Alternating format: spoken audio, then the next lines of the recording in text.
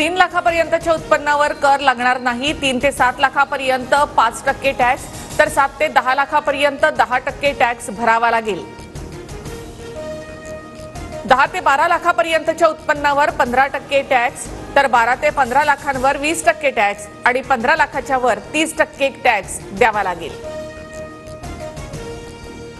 देशाला समृद्धीकडे नेणारा अर्थसंकल्प सादर, प्रत्येक गावात शहरात उद्योजक बनवण्यावर अर्थसंकल्पामध्ये भर। अर्थसंकल्पानंतर पंतप्रधान मोदींची प्रतिक्रिया। खुर्ची बचाव बजेट, सामान्य नागरिकांना कोणताही दिलासा नाही, काँग्रेसचे नेते राहुल गांधींची टीका। राज्यभरामध्ये सोन्याच्या दरात मोठी घसरण, मुंबईत सोनं 4,000 स्वस्त, प्रतितोळा 69,000वर आणि 3% जीएसटी।